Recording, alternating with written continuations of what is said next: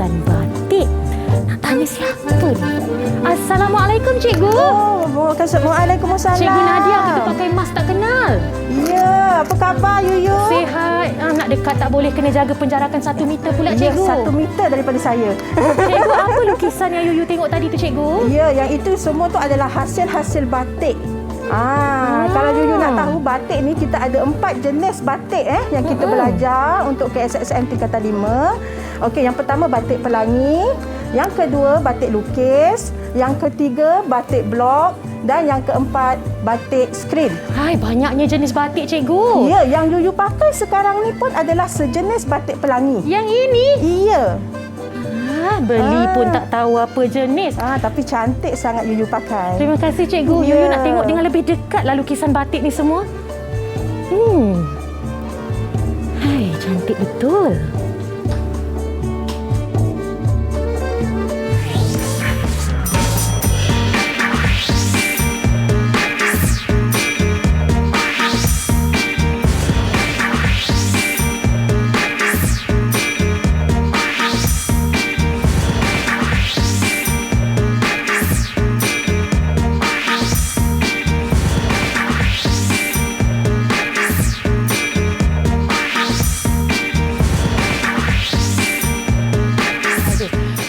Sebentar tadi anda telah melihat Cikgu Nadia melukis batik. Sekarang ni Cikgu Nadia mungkin nak uji Kak Yuyu bagaimana cara nak melukis batik ni. Cikgu, ini ke yang kita akan belajar pada hari ni? Ya, hari ini kita akan belajar tajuk seni batik tingkatan 5. Kita akan belajar semua jenis batik yang cikgu bawa itulah. Kita akan belajar teori, soalan-soalan dia. Jadi bagi pendidikan seni visual pada hari ini, calon-calon SPM perlu menumpukan perhatian kerana bukan mudah sebenarnya bagaimana nak melukis batik ni. Cikgu, sebelum apa pun kita nak mulakan aktiviti pembelajaran di dalam studio ini, kita perlu patuh SOP. Pertama, pastikan penjarakan 1 meter. Kedua, saya nak jemput cikgu lah. Jom kita gunakan gel pembasmi kuman untuk memastikan tangan kita bersih sebelum menyentuh semua perusi ini. Ya, okey. Terima kasih. Ya, sekarang giliran Yuyu pula. Untuk makluman semua sepanjang siaran selama 1 jam ini, kita akan memakai pelitup muka Cikgu Nadia. Jadi kami tidak berdua. Kami turut ditemani oleh 6 orang pelajar juga daripada SMK Rantam Negeri Sembilan. Jom kita tanya khabar mereka. Assalamualaikum adik-adik. Apa khabar? Oh, cikgu kita nak... Hai. Kakak bagi salam dia. Hai kan kakak? Okey, cikgu, kita nak berkenalanlah dengan mereka. Saya difahamkan daripada penerbit, murid-murid ini juga adalah murid-murid cikgu sendiri. Ya, betul. Mereka semua adalah pelajar tingkatan 5 PSV tahun ni yang akan menduduki peperiksaan SPM. Itu dia calon sijil pelajaran Malaysia pada tahun ini. Maka mereka perlu fokus sepanjang kelas. Jom kita berkenalan dengan setiap seorang daripada mereka dan tanyakan pandangan mereka tentang lukisan batik. Jom kita mulakan dengan Mani di atas sana. Silakan Mani. Kenalkan nama, cita-cita dan apa pandangan tentang lukisan batik ini. Selamat sejahtera semua dan selamat sejahtera cikgu. Nama saya Mani Migla, anak perempuan Taumani dari Sekolah SMK Rantau. Cita-cita saya menjadi seorang guru seni. Nak jadi seorang guru seni. Cikgu Nadia ni kenalah jadi mentor kepada Mani. Barulah Mani boleh melukis dengan baik. Boleh ke Cikgu Nadia? Boleh. Okey, seterusnya kita nak berkenalan pula dengan Sofia. Sofia, kenalkan nama penuh dan juga cita-cita Sofia. Silakan. Hai, Assalamualaikum. Waalaikumsalam. Hai, Assalamualaikum. Nama saya Sofia Minjerai. Saya dari Sekolah SMK Rantau. Cita-cita saya ingin menjadi businesswoman. Sofia, Kak Yuyu nak tanyalah, apa pandangan Sofia tentang lukisan batik?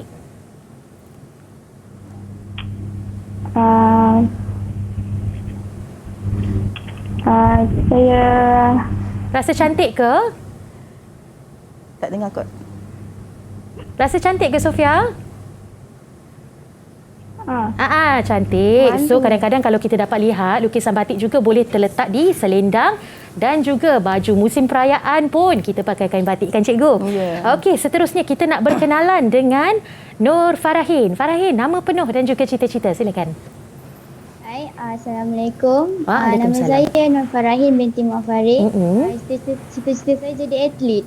Nak jadi atlet? Oh, habis Olimpik dia terus nak jadi atlet, cikgu. Ya. Itu dia Farahin. Seterusnya kita berkenalan pula dengan Ahmad Nakiuddin. Nakiuddin, silakan nama penuh dan juga cita-cita. Hai, Assalamualaikum. Nama saya Ahmad Nakiuddin bin Zulkifli. Cita-cita saya nak menjadi chef. Okey, selepas Nakiuddin, kita nak berkenalan pula dengan Muhammad Firdaus. Firdaus, nama penuh dan cita-cita. Oh, berdehem dia. Waalaikumsalam. Nama saya Muhammad Firdaus. Saya bersekolah di SMK Rantau. Cita-cita saya menjadi doktor pakar bedah. Oh, doktor pakar bedah. Budak bijak ni ya? Ya, bijak. Semua bijak. Walau dia berdehem, terkejut kita dalam studio ni. Tu tanda-tanda bijak. Tanda-tanda kebijaksanaan. Seterusnya dengan Hakimi. Hakimi, nama penuh dan cita-cita. Okey. Nama saya Hakimi Rizwan bin Kamal Rizwan. Saya bersekolah di SMK Rantau. Cita-cita saya ingin menjadi jurutera. Oh, nak jadi jurutera. Oh, macam-macam lah cita-cita anak murid cikgu berbeza-beza. Tapi kan Yuyu nak tanya Ahmad Nakiuddin tadi, dia dah berdehem tu, Yuyu percaya yang dia boleh menjawab soalan Yuyu. Okey, Ahmad Nakiuddin, boleh tak Kak Yuyu nak tahu pandangan Nakiuddin berkenaan topik kita pada hari ini tentang lukisan batik ini? Silakan Nakiuddin. Pada pendapat saya, subjek pendidikan seni ini sangat menarik dan membuatkan saya gembira untuk mempelajarinya. Di samping itu, subjek ini juga boleh memberikan pengalaman dan kemahiran dalam pelbagai bidang seni. Dan saya memilih tajuk batik ni kerana saya amat menyukainya dan dia adalah satu seni international untuk negara kita. Oh, bijaklah Nakiuddin. Maksudnya dengan kita memartabatkan batik ini sendiri, cikgu, kita boleh bawa batik ini ke persada antarabangsa, insya-Allah. Jadi cikgu, kita nak tahu apakah objektif pembelajaran kita pada hari ini? Okey, objektif pembelajaran kita pada hari ini. Dah kita boleh pergi slide kan? Boleh. Okey, sekarang untuk objektif pembelajaran kita pada hari ini.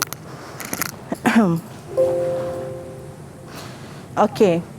Kita akan mempelajari, okey, yang pertama kita akan tengok standard kandungan. Okey, hari ini kita akan tengok kepada standard kandungan. Okey, yang pertama dalam bidang seni batik ni, okey, 6.1 persepsi seni dalam seni batik. Okey, yang mana pemahaman terhadap prinsip seni batik. Okey, kita kena faham dulu prinsip seni batik tu tadi. Okey, kemudian barulah kita masuk 6.2 ekspresi seni dalam seni batik, iaitu penzahiran idea dan konsep melalui pelbagai sumber serta teknologi dalam penjanaan tugasan. Maksudnya kita kena ada idea, kita kena ada konsep dan kita kena hasilkan batik tu tadi menggunakan segala teknologi yang ada. Okey, kemudian barulah kita akan masuk ke eksplorasi seni dalam seni batik, iaitu eksplorasi dan aplikasi proses seni batik bagi pengukuhan pemahaman terhadap prinsip asas seni batik. Dan akhir sekali, barulah apresiasi seni dalam seni batik, iaitu penghayatan terhadap hasil produk seni batik dengan menggunakan bahasa seni visual dan pemikiran seni visual. Yang mana selepas kita siap semua hasil, kita buat penghayatan. Kita menghargai hasil karya kita. Itu dia daripada Cikgu Nadia. Okey, seri bukan sebarang seri, kari bukan sebarang kari, seni bukan sebarang seni.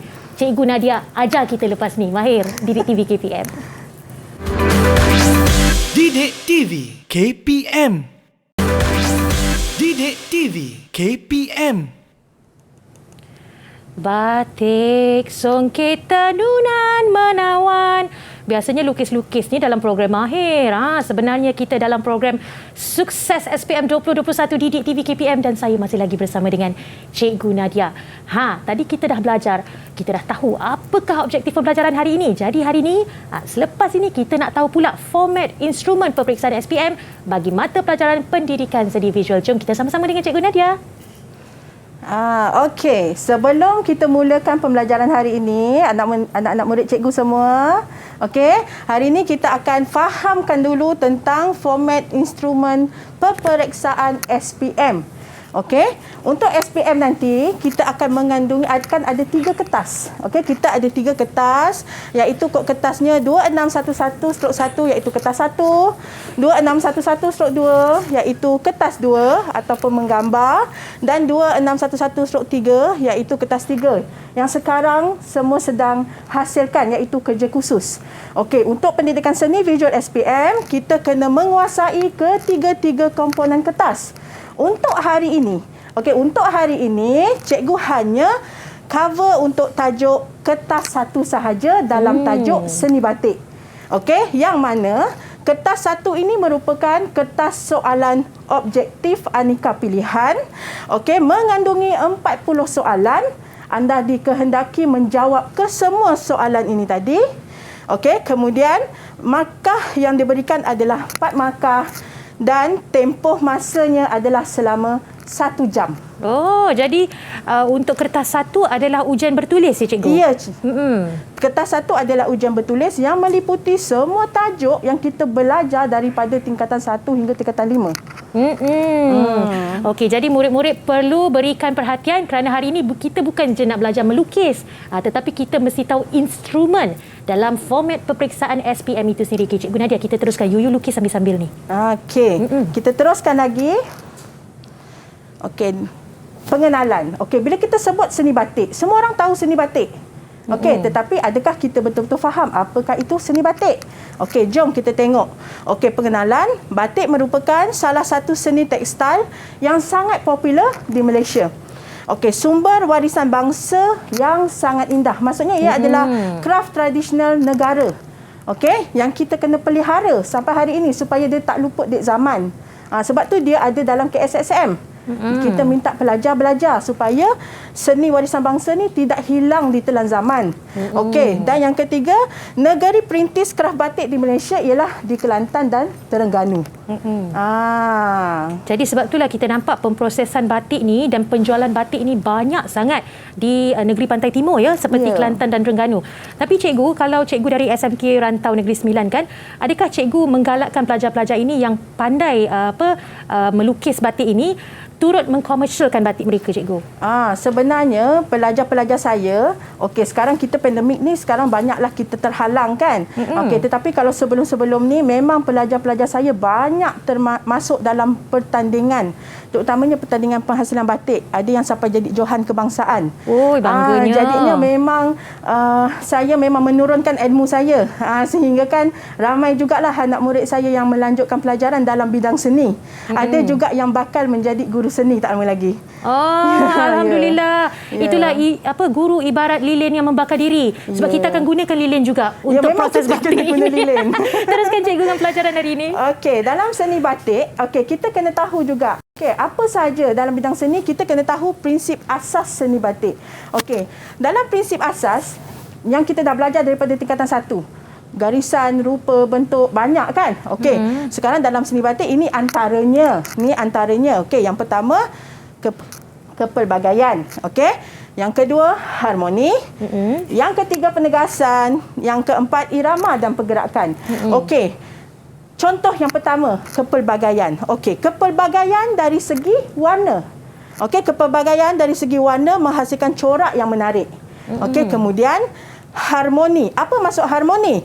Pengayaan motif yang berulang. Okey, harmoni ni adalah sesuatu yang berulang untuk menimbulkan kesan yang selesa. Ataupun kita namakan dia sebagai harmoni. Okey, kemudian penegasan. Okey, penegasan pada motif batik menimbulkan kesan yang menarik. Kalau kita tengok pada batik di sini. Okey, bunga dia ni nampak merah. Betul. Background dia warna gelap. So di sini dia akan menghasilkan prinsip asas penegasan. Okey, dan yang keempat, irama dan pergerakan. Apa dia irama dan pergerakan? Bukan irama dan lagu Yuyu. Okey. Irama dan pergerakan merupakan salah satu prinsip asas yang mana garisan cantik yang diaplikasikan dapat menimbulkan irama dan pergerakan ikan di dalam batik ini. Jadi maksudnya cikgu, empat prinsip ini iaitu kepelbagaian, harmoni, penegasan dan juga irama akan dimasukkan dalam soalan kertas satu ya cikgu? Tak ada. Yang ini maksudnya memang ada juga dalam kertas satu, tetapi dalam kita menghasilkan karya juga kita sentiasa mengaplikasi pelbagai prinsip asas ni. Bermaksud kalau macam bila sebelah kita nak Yuyu melukis tu, batik ni. Kalau macam sebelah Yuyu tu kita mengaplikasikan pelbagai teknik garisan. Itu prinsip asas dia banyak kat situ, garisan, warna, penegasan. Macam kaki baju kurung cikgu? Ya, macam tu. Pandai cikgu lukis. Okey, silakan cikgu kita teruskan pembelajaran pada hari ini. Okey. Kita tahu batik. Mak kita kat rumah pun pakai kain batik. Betul tak? Betul. Tapi kita tak tahu pun apa nama komponen bahagian-bahagian kain batik ni. Betul. Jadi kita kena belajar. Okey, kita kena faham. Okey, ini adalah bahagian-bahagian kain batik. Yang pertama, yang kawasan yang paling luas sekali, badan kain. Yang kedua, kaki kain yang belah bawah ni. Yang belah bawah ni kaki kain. Okey, kemudian gigi kain. Kalau kita tengok kain batik tu, dia ada macam garisan satu tu. Itu kita namakan dia gigi kain. Gigi kain. Okey, kemudian yang bermotifkan pucuk rebung ni, kita panggil dia sebagai kepala kain. Oh, ini kalau dipakai sampin atau kain, kita letakkan dia di tengah. Itu nama dia kepala kain. Okey. Kan. Dan bahagian kiri kanan kepala kain ni kita panggil pengapit kepala kain.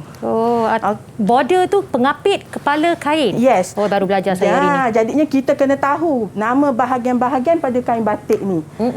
Bukan setakat kita pakai sahaja. Okey, kita teruskan lagi.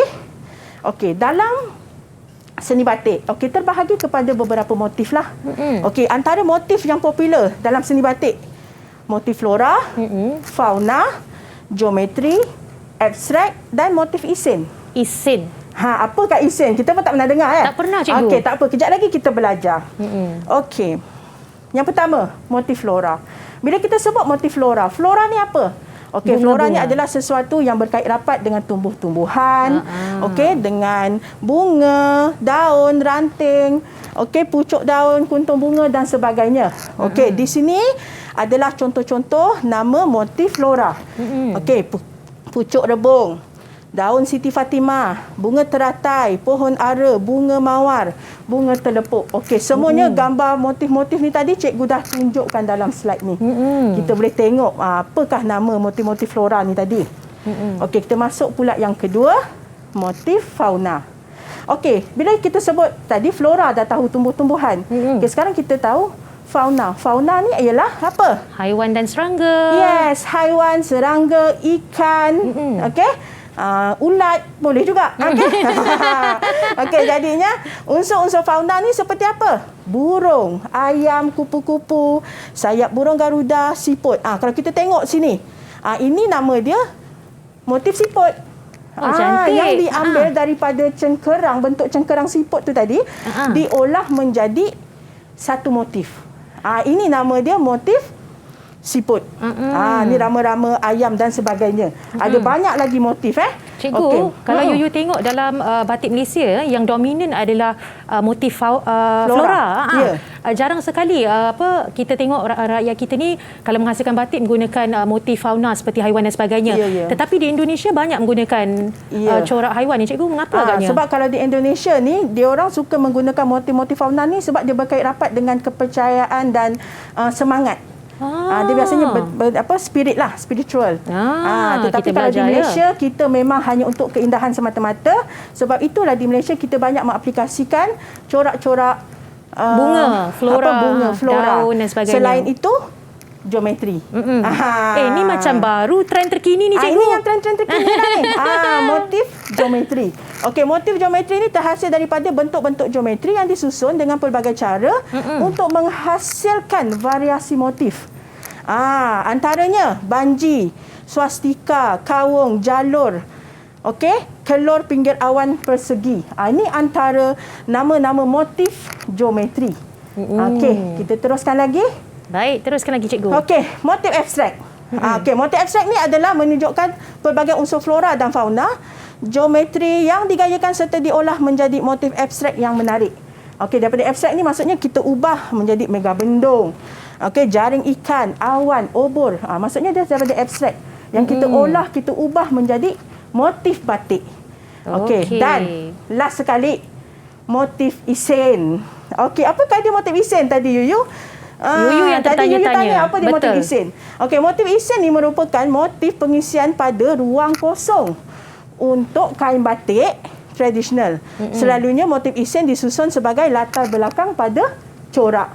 Yang mana kalau kita tengok batik tradisional, okey, di bahagian belakangnya ada titik-titik-titik untuk penuhkan bentuk kain tu tadi.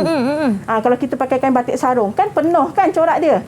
Itu yang kita namakan dia sebagai motif isen. Motif isen berfungsi untuk pengisian pada ruang kosong.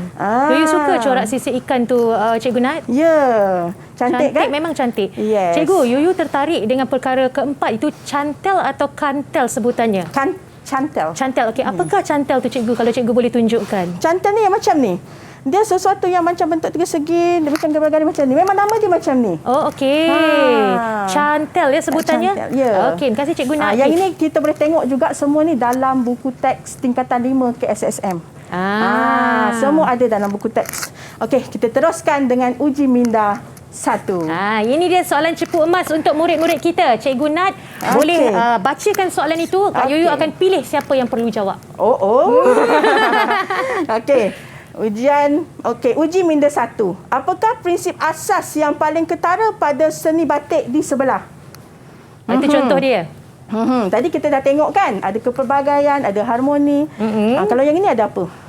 Okey, cikgu nak pilih dulu murid atau saya yang pilih? Okey, cikgu rasa cikgu volunteer dah. Cikgu tanya siapa yang nak jawab. Angkat tangan dan tekan butang mikrofon. Okey, silakan Hakimi. Okey. Jawapannya B. Apa dia? Jawapannya B. Bacakan. Kepelbagaian. Kepelbagaian. Okey. Betul. Okey, kepelbagaian dari segi apa? Warna, garisan, rupa. So kita katakan dia dari segi kepelbagaian sebab ada pelbagai unsur dalam satu hasil karya. Okey. Okey, next. Uji minda kedua. Okey, pada bahagian manakah motif pucuk rebung tersebut digunakan? Kita cakap tadi kan? So, murid-murid, kalau tak fokus tak boleh jawab. Cikgu pilih lagi seorang. Siapa yang kena? Cepat. Siapa tahu boleh angkat tangan? Saya. Okey, silakan. Okey, Sofia. Jawapan dia B, kepala kain. Kepala kain. Betul pucuk ke, Cikgu? rebung. Okey, tadi kan kita dah belajar pucuk rebung kan? Okey. Betul. Betul, Sofia. Jawapannya ialah kepala kain. Kepala kain. Okey, kita teruskan lagi dengan uji minda yang ketiga. Okey, apakah motif yang menghiasi latar belakang bahagian badan kain pada kain batik di sebelah? Nampak tak tadi cikgu dah cakap dah. Dia memenuhkan ruang bahagian kain batik. Apa nama motif tu tadi? Yang itu Yuyu boleh jawab. Kita bagi murid jawablah. Okey, siapa nak jawab soalan uji Siapa minda nak 3? jawab boleh angkat tangan dan tekan butang mikrofon. Silakan. Okey. Okey, siapa? Firdaus. Okey. Jawapannya A, isen. Motif isen. Betul ke tak ni? Betul. Wah, Yuyu tahu dah. dah ni. Expert. Okey. Next, kita teruskan lagi uji minda yang ke-5. Banyak betul teka-teki dia. Uji minda jangan keempat. main-main. Okey, uji minda keempat. Yuyu bacakan. Senang sangatlah ni. Okey. Apakah jenis motif yang terdapat pada batik lukis di sebelah? Siapa yang boleh jawab, boleh angkat tangan dan tekan butang mikrofon. Silakan adik-adik. Saya nak jawab. Siapa yang nak cuba tu? Suara kuat sikit. Silakan. Apa jawapannya? Farahin. Okey, Farahin. Jawapan dia fauna, B. Okey, motif fauna. Sudah Yuyu, jelas betul ke lagi tak, Yuyu? tersuluh. Itu adalah seekor ikan. Maka fauna jawapannya, cikgu. Yes, betul. Okey, dan kita teruskan dengan uji minda yang ke-5. Bahagian manakah yang dinamakan pengapit kepala kain pada kain batik di bawah? Okey, siapa yang nak cuba jawab ni? Bahagian manakah yang dinamakan pengapit kepala kain pada kain batik di bawah? Silakan, siapa yang nak jawab? Okey, silakan Nakiuddin. Jawapan dia C. C. Kita tengok betul ke salah? Tepat sekali. Bagus. Nampak dia faham kita apa belajar hari ni kan? Jadi kita dah tanya kepada murid-murid kita jawapan kepada uji minda yang pertama dan yang ke-2, 3, 4, 5. Dan kelima-lima mereka menjawab dengan betul. Maksudnya mereka fokus. Okey, lepas ni kita nak belajar banyak lagi dengan Cikgu Nadia. Jangan ke mana-mana, kembali lagi selepas ini. Sukses SPM 2021 Didik TV KPM. Didik TV KPM. Kembali lagi dalam Sukses SPM 2021 bersama saya Nurul Huda dan juga Cikgu Nadia. Sambil Cikgu mengajar tadi, sebenarnya Cikgu Nadia ada ajar saya sikit tentang cara melukis batik. Dan inilah hasil separuh siap yang telah Kak Yuyu cuba. Walaupun mungkin ada kekurangan di sini, lepas ni Kak Yuyu akan dapatkan nasihat Cikgu Nadia untuk pastikan sebelum habis siaran Kak Yuyu mesti sudah siap melukis. Kak Yuyu nak tumpukan perhatian kepada pembelajaran dan pengajaran hari ini. Jom kita sama-sama dengan Cikgu Nadia. Silakan Cikgu. Okey, kita sambung lagi ya. Kita sambung lagi boleh? Okey, kita sambung lagi. Kita teruskan pembelajaran kita kepada jenis-jenis batik. Okey, tadi sebelum waktu intro tadi cikgu dah terangkan apa yang cikgu bawa dekat sini. Kan? Okey, kita tengok jenis-jenis batik ada 4 jenis. Okey, yang pertama batik skrin, yang kedua batik pelangi, batik canting dan batik blok. Okey, apa yang membezakan antara jenis-jenis batik ni tadi? Okey, yang membezakan ialah cara menghasilkan dia. Proses penghasilan batik tu tadi yang membezakan nama-nama batik tu. Okey? Yang mana kalau kita tengok batik skrin dia menggunakan blok dan sekuji. Okey, batik pelangi, okey, dia menggunakan teknik-teknik ikatan.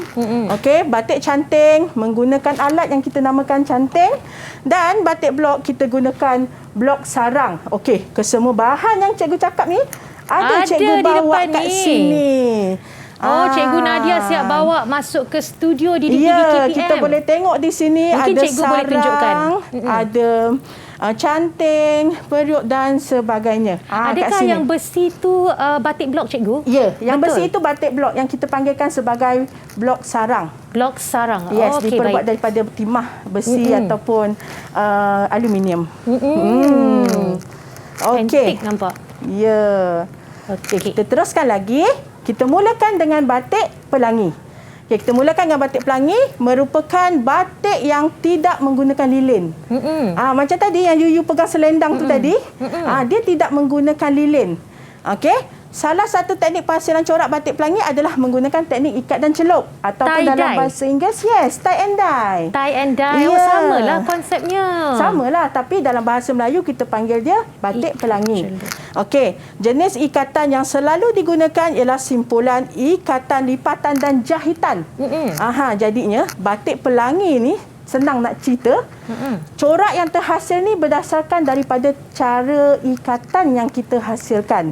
Okey, kalau kita buat ikatan yang ini secara berpusing, jadi macam spiral. Okey, jadi macam berpusing. Okey, yang ini bonjotan. Okey, yang ini lipat. Okey, maksudnya setiap teknik lipatan dan ikatan yang kita buat akan menghasilkan pelbagai corak yang berbeza. Okey, next. Ini alat dan bahan dia lah. Okey. Macam biasalah alat dan bahan untuk batik ikat dan celup ataupun kita panggil batik pelangi ni, tali, getah, benang, guli, warna dan sebagainya. Adakah guli tu diletakkan di dalam ikatan tu cikgu? Ya, guli tu kita letakkan dalam kain tu, lepas tu kita ikat untuk jadikan bentuk bulat-bulat tu tadi. Kan kalau macam ni kan nampak bulat-bulat ni. Maksud dalam ni dia letak guli lah ni. Baru tahu teknik ni. Ya. Okey. Jadinya kita teruskan lagi. Okey, proses penghasilan batik pelangi. Okey, nampak? Okey, kain diikat menggunakan getah. Okey, kedua, proses mewarna dan ikatan kain dibuka setelah kering. Lepas kita ikat. Kalau kat depan ni, kalau Yuyu perasan ada cikgu bawa yang dah saya ikat. Yang warna ungu putih dan juga kuning tu cikgu. Yang putih tu. Bawah tu. Okey, kita dah ikat, kita warna. Okey, lepas tu dia dah kering, baru kita buka ikatan dia. Okey, bila ikatan tu dibuka, kita masukkan kain tu tadi ke dalam sodium silikat. Sodium silikat ni ialah nama kepada pemati warna. Dan sodium silikat. Yes, sodium silikat selama 5 jam. Kalau lebih sikit boleh lah. Tapi biasa 5 jam dah cukup. Maksudnya apabila kita gunakan sodium silikat ini, warna itu tidak akan mudah luntur ya cikgu? Ya, memang tidak akan luntur lepas basuh. Barulah kita boleh pakai. Betul. Kalau kita tak guna pemati warna, baju yang kita pakai itu warna dia akan menurun. Okey, next. Cuci kain untuk menanggalkan sodium silikat.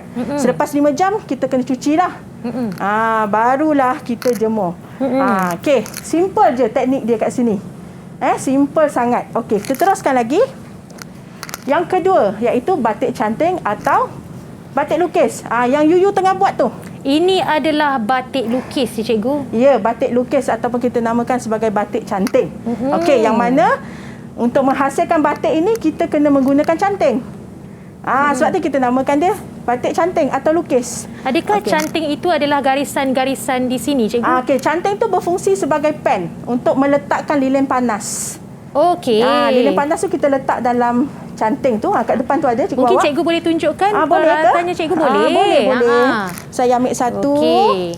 Okey, ini yang kita namakan dia sebagai canting. Okey, canting ni diperbuat daripada tembaga. Okey, so lilin panas tu, macam kat situ ada periuk lilin kan? Okey, kalau lilin tu panas, kita akan cedok. Okey, dan kita akan lukis di atas kain. Inilah nama dia canting.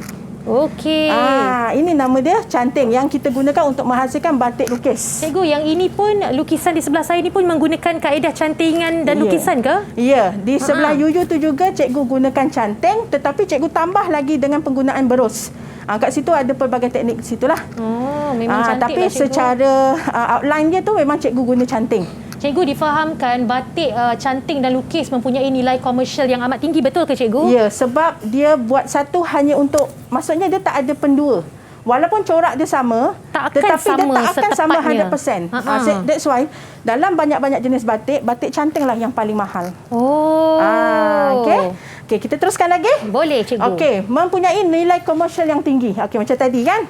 Okey, diminati oleh pengguna dan penggemar fashion kerana pemilihan serta penggunaan warna, jenis kain dan motifnya yang kreatif. Canting yang diisi dengan lilin cair untuk melakar corak atau motif di atas kain, kemudian diwarnakan mengikut kreativiti pembatik. That's why, sebab itu, batik canting ni kita boleh menghasilkan pelbagai corak. Okey, pelbagai corak mengikut apa yang kita suka. Ini istimewanya batik canting. Dan ada eksklusifnya, cikgu kan? Takkan sama dengan orang lain. Ya, takkan sama. Walaupun dia tiru, walaupun nampak sama tapi tak sama. Okey. Jom kita tengok alat dan bahannya. Nampak? Saja letak sini. Seronok. Okey, ini adalah canting. Okey, canting. Okey, ini adalah alat dan bahan yang kita gunakan untuk menghasilkan batik lukis. Okey, yang pertama canting. Okey, dapur periuk. Okey, kain. Okey, paling penting kita kena tahu dekat sini campuran lilin. Okey, lilin mesti dicampur dengan damar. Damar ni adalah sejenis getah pokok. Okey, damar ni mesti dicampurkan dengan lilin supaya lilin tu tadi tidak mudah patah. Cikgu, damar ni dihasilkan dari pokok apa, cikgu? Pokok damar. Pokok damar tu sendiri ya? Dia punya getah. Okey, jadi kita kena campurkan sedikit dalam lilin untuk meliatkan lilin tu tadi semasa proses mencanting. Okey, dan ini adalah pewarna batik lah, warna remazol. Yang macam cikgu bawa kat sini. Okey. Okey, jadinya kita teruskan lagi. Proses penghasilan batik canting. Tu cikgu bawa sini lah. Dibawa sekali dalam studio. Kalau kamera boleh tunjukkan, di situ ada periuk kecil tu. Periuk kecil itu adalah tempat cikgu letakkan lilin dan juga damar ya? Ya. Kemudian dipanaskan. Dipanaskan sampai dia cair betul-betul melebur. Lepas tu kita canting. Okey. Jadi murid-murid hari ini, calon-calon SPM akan belajar tentang proses penghasilan batik canting lukis. Ada 6 proses semuanya. Kita kena fokus dan beri tumpuan kepada Cikgu Nadia punya pengajaran. Silakan cikgu. Okey, kita sambung lagi. Okey, proses penghasilan batik canting. Yang ini memang cikgu buat sendiri. Cikgu bawa hasil dekat sini. Okey, yang pertama ialah proses mencanting. Okey. Kemudian proses mewarna. Macam Yuyu tengah buat tu proses mewarna. Okey, yang ketiga, proses memati warna selama 5 jam. Okey, mati warna tadi kita dah cakap pakai apa? Sodium silikat. Sodium silikat. Kemudian proses merebus, proses membilas, barulah jemur. Barulah hasil yang dah siap tu kita kena iron dah supaya nampak rapi. Jadi kena ingat je, proses ini, cikgu? Ya, ini adalah proses penghasilan batik canting. Canting, warna, mati warna, rebus, bilas, jemur. Ini selalu juga ditanya dalam soalan SPM. Dengar tu kepada murid-murid calon-calon SPM yang mengambil pendidikan seni visual sebagai elektif ataupun pilihan, mesti ingat proses penghasilan batik. Silakan, cikgu. Kita teruskan? Boleh? Boleh. Okey. Uji minda yang ke-6. Okey, siapa nak jawab ni? Okey, pernyataan di bawah yang manakah menerangkan tentang batik pelangi? Yuyu terus letak berus. Yuyu pun takut bila sampai uji minda.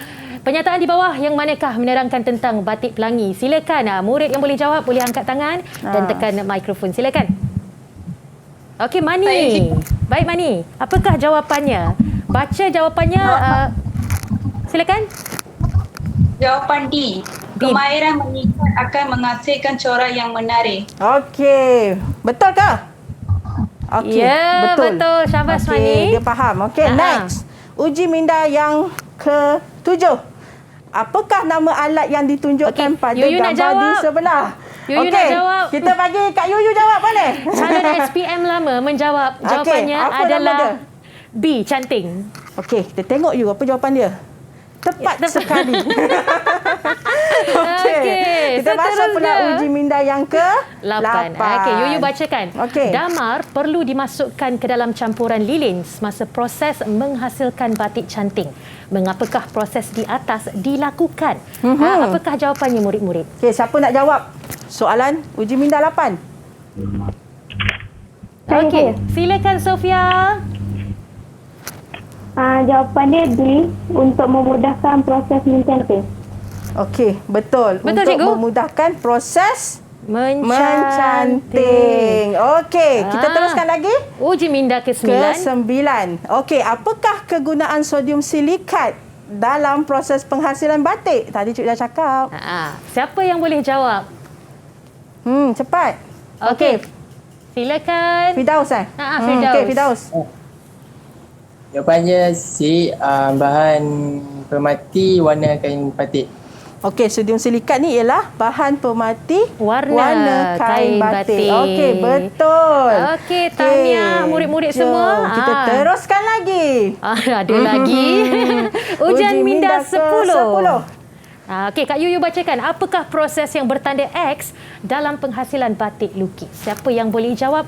Mohon angkat tangan dan tekan butang mikrofon. Silakan. Okey, cepat. Jangan fikir lama-lama. Okey, Farahim. Mematikan warna. Mematikan warna. Betul ke, cikgu? Canting, warna, rebus, cuci.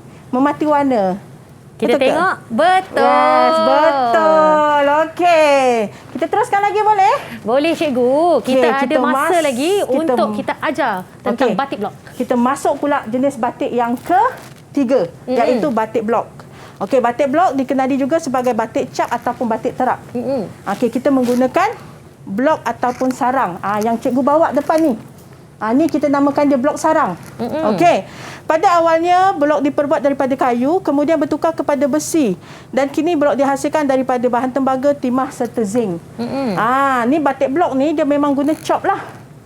Okey, blok tu kita namakan dia sebagai blok sarang. Maksudnya apabila menggunakan blok ini, kita akan mendapat corak yang konsisten ke, cikgu? Corak dia samalah kalau macam sekarang ni. Macam boleh blok sarang. Tunjukkan? Boleh cikgu pegang? Boleh. Okey, kalau yang cikgu pegang ni sekarang ni nama dia blok sarang. Okey, cikgu pegang. Kita stay dalam 5 saat macam tu. Okey, mungkin kamera boleh tunjukkan. Yang ini namanya adalah blok sarang. Blok sarang, corak rama-rama. Ya, corak rama-rama. Jadi kita akan celup ke dalam lilin dan kita akan tekap di atas kain, chop di atas kain.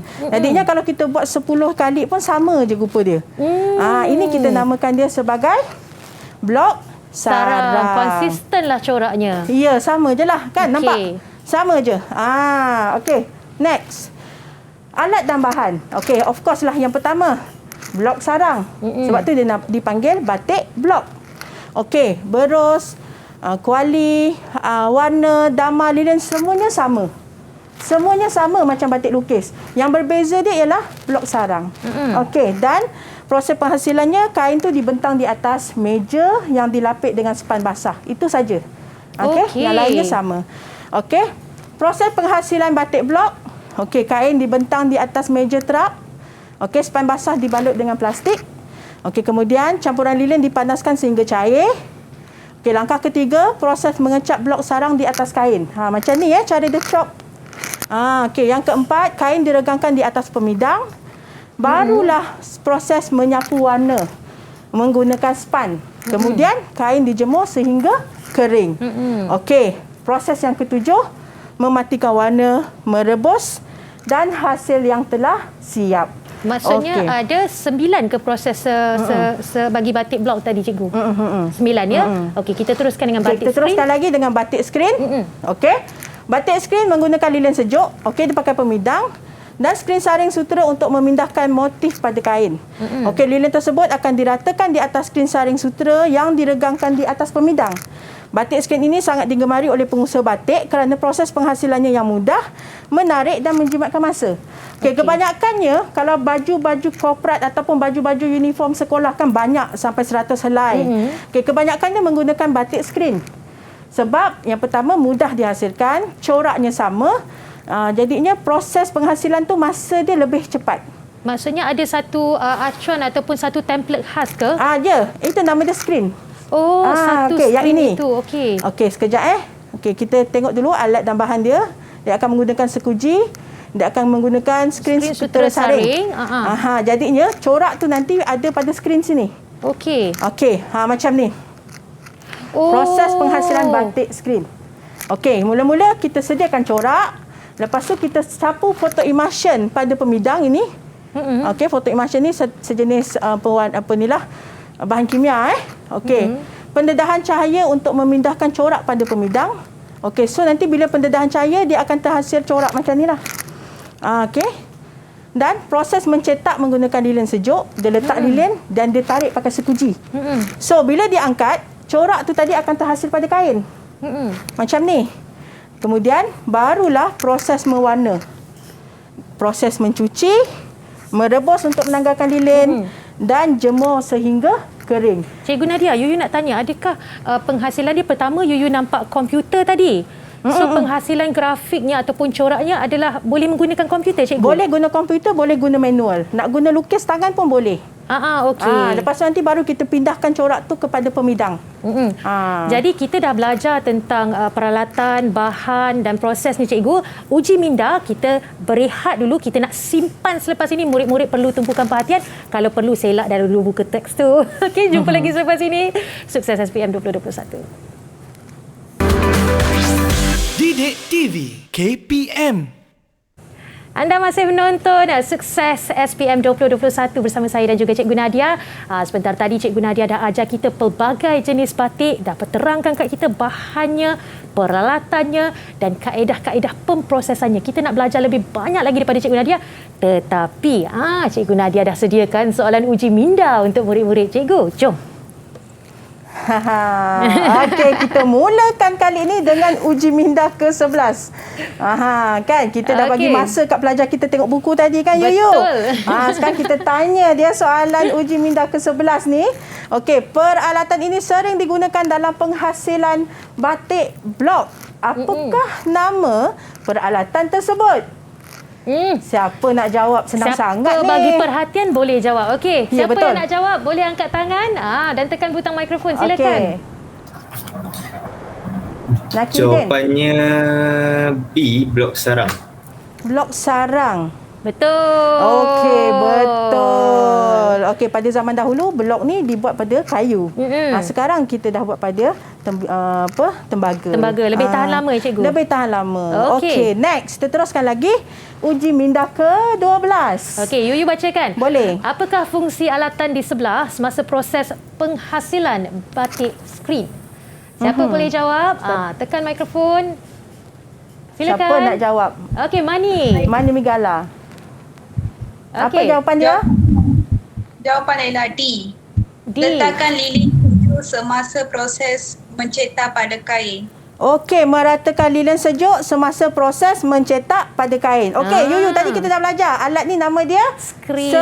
sekuji. Sekuji. Sekuji. Yang Fungsi kita dia tarik untuk di skrin tu. yang untuk tarik skrin. Yes. Itulah fungsi dia untuk meratakan lilin sejuk semasa proses mencetak pada kain. Nama dia apa? Sekuji. Sekuji. Jangan lupa. Terima kasih Cikgu Nat. Next. Uji minda 13. Uji minda 13. Saya tanya, mengapakah soda ash dicampurkan ke dalam air mendidih semasa proses merebus kain batik? Siapa yang boleh jawab uji minda ke-13? Silakan. Siapa nak jawab? Okey. Saya. Hakimi. Okey, silakan Hakimi. Jawapannya B. B, memudahkan lilin ditanggalkan dari kain. Betul ke Cikgu? Okey, soda ash ni adalah seperti sabun. Dia sebab itulah kalau kita tengok periuk cikgu ni penuh dengan buih kan. Sebab sebenarnya soda ash ni membantu untuk menanggalkan lilin daripada kain. So jawapan Hakimi betul. Betul. Okey. Ada lagi? Ada lagi Cikgu? Ada lagi. Ada. Okey, uji minda ke-14. Cikgu bacakan pula. Okey, manakah antara jenis batik berikut tidak menggunakan lilin untuk menghasilkan corak? Yang mana tak guna lilin? Siapa yang jawab? Yuyu boleh jawab, tapi Yuyu nak biarkan Sofia yang jawab. Sofia. Silakan Sofia. C. Batik pelangi. Ini batik pelangi. Dia tahulah batik pelangi. Dia tahu. Betul. Batik pelangi yang menggunakan kaedah ikat celur. Okey, kita bagilah last soalan Bagilah soalan uji minda ke-15. Okey, manakah antara berikut merupakan alat dan bahan yang digunakan untuk menghasilkan batik skrin? Siapa boleh jawab ni? Manakah alat yang digunakan untuk menghasilkan batik skrin? Okey, Firdaus. Silakan Firdaus.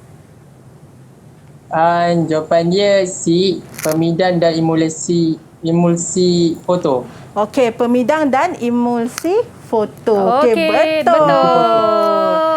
Dah bersedialah nak jawab soalan SPM semua ni. Okey, so maksudnya yang tadi cikgu cerita soalan-soalan ni tadi adalah soalan-soalan yang popular lah yang ditanya pada soalan tajuk batik lah.